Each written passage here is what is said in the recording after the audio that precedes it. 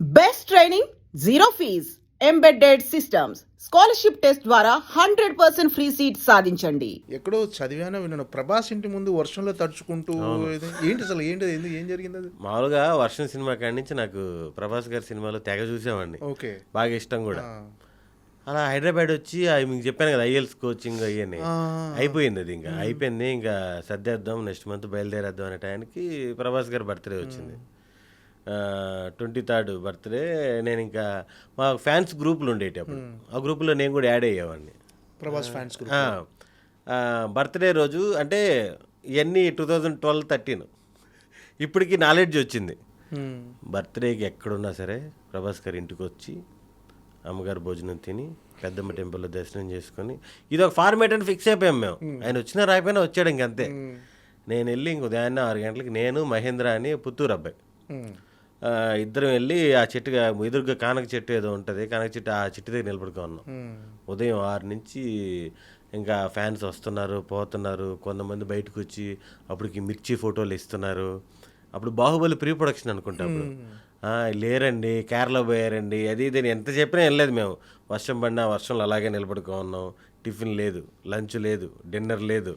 Night 1 గంట వరకు నేపాల్లో సెక్యూరిటీ గార్డ్ ఉన్నాడు, వాడి దగ్గరికి వెళ్ళి నేను మామూలు తెలుగే అంతంత మాత్రం అక్కడికి వెళ్ళి వాడితో మాట్లాడి లోపల నుంచి ఎవరో మేనేజర్ వచ్చారు, శ్రీనివాసరాజు గారు ఎవరో ఆయన పేరు, లోపలికి వచ్చి లోపలికి పిలిచారు డోర్ ఓపెన్ చేసి. అప్పుడు నాకు మామూలు ఆనందం కాదు, ప్రభాస్ గారు కలుస్తున్నారు ఇది అని.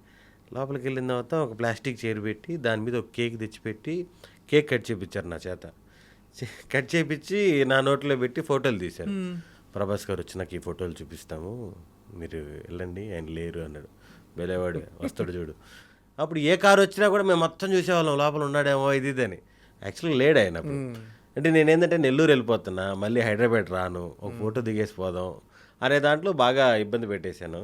ఆ తర్వాత ఈ జర్నీలో అర్థమైంది చాలా తప్పది, ఆర్టిస్టులని హీరోల్ని అలా ఇబ్బంది పెట్టకూడదు అని. కలిసి ఇప్పుడు ప్రభాస్ గారిని కలిసి షేర్ చేసుకున్నారా? లేదు, అంటే చెప్పాను కదా చాలాసార్లు దగ్గరికి వచ్చే అవకాశం పోతుంది, ఇప్పటివరకు రాలేదు. వెయిటింగ్. కలిసే అవకాశం, కలవాలి అంటే కొంచెం కలిసి ఉండొచ్చేమో. యూవీ క్రియేషన్లో సినిమా జరిగినప్పుడు అక్కడ ఉన్న, కానీ ఇప్పుడు మనం కూడా వచ్చేసాం కదా ఇండస్ట్రీకి, ఇంకెక్కడే ఉంటాం కదా, ఏదో ఒక రోజు సెట్లోనే కలుద్దాం. ఇంకోటి ఏంది, సెట్లో కలిసినప్పుడు ఇంకా క్యాజువల్గా మాట్లాడతాం కదా. ఇప్పుడు నేను వెళ్ళి నానా కష్టాలు పడి ఒక ఫోటో అని చెప్పి వెళ్ళి ఫోటో దిగి మామూలుగా నా మైండ్లో అనిపించింది అంటే కలుద్దాం, ఏదో ఒక రోజు సెట్లో కలుద్దాం, కలిసి రాజాసాబ్లో 100% చేయాల్సింది.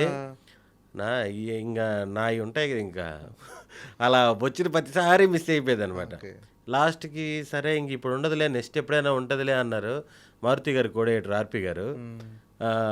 కరెక్ట్గా నేను మిస్టర్ బచ్చన్కి తిరువన్నమలై అదే చెన్నై సైడ్ వెళ్ళా, అదేదో ఊరు అది.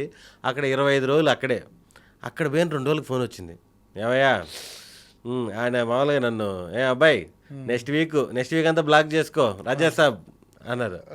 అన్నా నేను ఇక్కడ 25 రోజులు షూటింగ్ అన్నా మిస్టర్ బచ్చన్కి వచ్చేసానంటే, ఏంటబ్బా నువ్వు ఎప్పుడు చెప్పినా ఏదో ఒకటి అది పోయింది.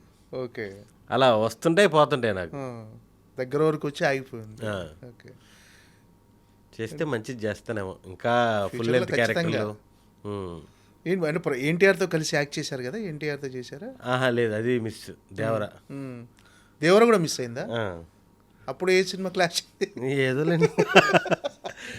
ఓకే, అంటే చెప్పాను కదా 10 yearsలో 150 films చేశానంటే నాకు వచ్చినట్టు కమిట్ అయిపోతుంటా. ఏది లైఫ్ ఇస్తుందో తెలియదు, చిన్నది లైఫ్ ఇస్తుందా పెద్దది లైఫ్ ఇస్తుందా అనేది మన చేతుల్లో లేదు. అంటే ఇది చేయాలా వద్దన్న ఆలోచన కూడా లేదు, ముందైతే చేస్తూ వెళ్ళిపోవటం. ఇప్పుడే పెద్ద సినిమా మనకు వస్తుందో రాదో తెలియదు కదా, వస్తుందని చెప్పేసి మన చేతిలో ఉన్న 4-5 సినిమాలు వదిలేయడం కూడా కరెక్ట్ కాదు. ఎందుకంటే మీకు లాస్ట్ 10 yearsలో చూస్తే చిన్న చిన్న సినిమాలు అద్భుతాలు చేస్తున్నాయి, మామూలు అద్భుతాలు కాదు. మీకు ఎందుకు ఇప్పుడు ఏక్మిని కథ ఉంది, చిన్న అది ఫుల్ వైరల్ అయిపోయింది, నాకు భలే ఉపయోగపడింది నాకు. అలాగే చిన్న బడ్జెట్ సినిమాలు చిన్నవి కూడా చాలా వస్తాయి. అంటే మామూలుగా ఇప్పుడు 150 సినిమాలు చేశారు, 150 సినిమాల్లో ఈ పాటికి అందరి హీరోలతో ఒక రౌండ్ వేసి ఉండాలి.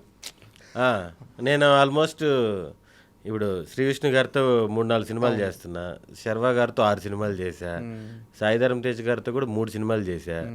స్టార్టింగ్ ఆయన కూడా స్టార్టింగ్ చేశా, సుప్రీము, చిత్రలహరి, మొన్న అంటే కోవిడ్ టైంలో సోలో బ్రతికి సో బెటర్, వైష్ణవ్ తేజ్ గారితో చేశా, అల్లు శిరీష్ గారితో చేశాను, నాని గారితో 3 సినిమాలు అందరితో రిపీట్గా చేస్తున్నా. నాగశౌర్య గారితో చేశాను, సంతోష్ శోభన్తో అయితే ఆ ఏక్మినీ కథ నుంచి ఒక 4-5 సినిమాలు చేశాను. ఇప్పుడు సుహాస్తో ఫస్ట్ సినిమా హే భగవాన్. ఓకే. అంటే ఏంటి క్యారెక్టరైజేషన్ వాళ్ళు చెప్పిన తర్వాత డైరెక్టర్లు మీరేమైనా స్పాట్ ఇంప్రొవైజేషన్ చేసే అవకాశం ఉందా? అంటే మీ డిక్షన్కి తగ్గట్టుగా, మీ బాడీ లాంగ్వేజ్ తగ్గట్టుగా మీరేమన్నా చిన్నవి మనకి తగిలిన డైరెక్టర్లు కానీ ఇప్పుడున్న డైరెక్టర్లు అందరూ కూడా కంఫర్ట్ వాళ్ళంతా అందరికీ 100% ఫ్రీడమ్ ఇచ్చే డైరెక్టర్లే. అవును. ఎవరు కూడా ఈడున్నది చెప్పు అనే అంత స్ట్రిక్ట్గా ఉండదు. మనం కూడా పెద్దగా మార్చేది ఉండదు. చిన్న పంచులు ఏమైనా యాడ్ అవుతాయి సిచ్యువేషన్ తగ్గట్టు. ఓకే. రాసుకునేటప్పుడు ఒక లాగా ఉంటుంది, స్పాట్కి వచ్చిన తర్వాత వాళ్ళు కూడా మారుస్తారు, డైరెక్టర్లు రైటర్లు కూడా మారుస్తారు. చిన్న చేంజెస్ ఉంటాయి. ఓకే. అంటే ఇప్పటికీ అంటే మీరు కెరీర్ స్టార్ట్ చేసిన టైంకి ఇప్పటికీ కాన్ఫిడెన్స్ వచ్చిందా? లేదు నేను ఇండస్ట్రీలో సెటిల్ అయిపోయాను, ఫ్యూచర్లో డెఫినెట్గా నాకంటూ అంటే మీకంటూ ఇప్పటికీ ఒక గుర్తింపు ఉంది, అంటే ఫర్దర్గా మీరు ఎవరైతే యాక్ట్ చేయాలని అనుకుంటున్నారో ప్రభాస్ గారితో కానీ, ఎన్టీఆర్తో కానీ, అల్లు అర్జున్ గారితో, నెక్స్ట్ రామ్ చరణ్ గారితో, చిరంజీవి గారితో, అందరితో మీరు యాక్ట్ చేయగలను అనే కాన్ఫిడెన్స్ వచ్చిందా? 100% ఉంది. అది ఎప్పటికి వర్కౌట్ అవుతుందో తెలియదు కానీ దాని గురించి భయం లేదు, ఆ నమ్మకం అయితే ఉంది. అందరితో చేస్తాను, ఇంకా ముందుకు వెళ్తాను, ఆ నమ్మకం అయితే ఉంది. అంటే మీకు పర్సనల్గా అంటే కమెడియన్ పక్క పెట్టేస్తే ఒక నెగిటివ్ షేడ్స్ ఉన్న క్యారెక్టర్ కానీ విలన్గా కానీ చేయాలని ఉందా మీకు ఏమన్నా? అంటే అలాంటి ఇంట్రెస్ట్ ఉందా ఏమన్నా? నెగిటివ్ క్యారెక్టర్స్ ఇంట్రెస్ట్ లేదు ప్రస్తుతానికైతే. నా మైండ్ సెట్లో కామెడీ, ఎమోషన్ వీటి మీదే ఉంది. ఆ నెగిటివ్ అనేది అసలు ఎందుకో లేదు మైండ్లో. చాలామంది అడుగుతుంటారు, లాస్ట్ వరకు హీరో ఫ్రెండ్గా ఉండి లాస్ట్లో కన్నింగ్ అనేది. నాకు ఈ మధ్య కాలంలో కూడా ఒక 6-7 సినిమాలు వచ్చాయి. అవునా? ఎందుకో వద్దులే అంటే ఒకసారి చేసేస్తే మళ్ళీ నా మీద డౌట్ వచ్చేస్తుందేమో, ఇది నిజంగా ఫ్రెండా లేకపోతే ఈ మధ్యలో ఏమైనా ట్విస్ట్ ఉందా వస్తుందేమో అనే ఉద్దేశంలో నెగిటివ్ క్యారెక్టర్ ఎందుకో టచ్ చేయలేదు నేను. ఏంటంటే హీరోగా కూడా వచ్చి ఉంటాయి కదా అవకాశాలు. వచ్చాయి కానీ ఎందుకు రిస్క్ అని. అంటే అంటే చాలా మంది కమెడియన్స్ హీరోగా చేస్తున్నారు కదా.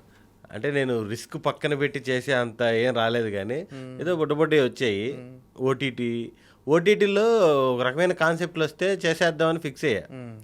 చిన్న కాన్సెప్ట్ ఉంటాయి కదా, ఇప్పుడు మలయాళం సినిమాలు వస్తుంటాయి కదా, ఇప్పుడు ఒక చిన్న ఇన్సిడెంట్ మీద సినిమా, అలాంటి ఓటీటీలో వస్తే చేసేద్దామని ఫిక్స్ అయ్యాను. కానీ నాకు అంత నచ్చేటి మంచి రాలేదు, చిన్నవి వచ్చాయి ఏదో. ఇంకా హీరోగా థియేటర్లో రిలీజ్ అయ్యే సినిమాలంటే అవి ఇంక మనకి ఎందుకు లేని మనం దూరంగా ఉన్నాం. ఓకే. ఇదే సుఖంగా ఉంది.